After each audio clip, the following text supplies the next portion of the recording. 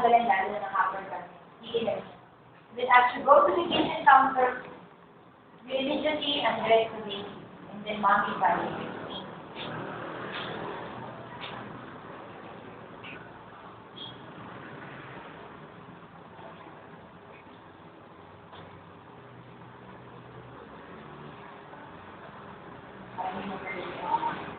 Then, you may, ako na lang magpapagawa sa yung anong mommy. Okay? Ready, chest and abdomen covered, face exposed, saka chest and abdomen, face exposed, chest abdomen covered, chest and abdomen exposed.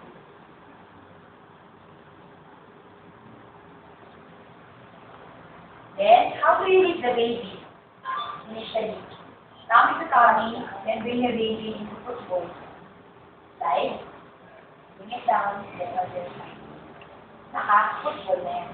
Then, you will have to prepare the two bases for the head. Okay?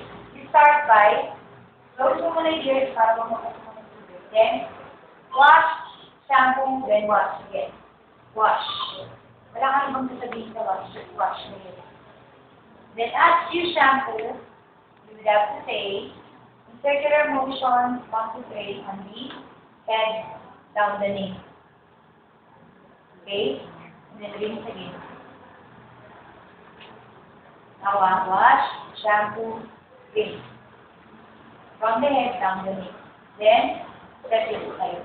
Huwag nyo nang ulit-ulitin. Wash from the head to the neck, soap from the head to the neck, clean from the head to the neck. Ang sakit sa pain. Doon na lang sa soap. Shampooing yung sasabihin yung part. Okay? Then you bring the baby down. Remember, in bathing an infant, the rubber mat is just beside the patient.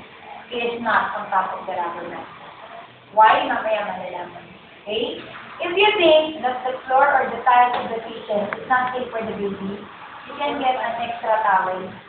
Isa po niya yung pool ng bata. Okay? Then after the head, up the face.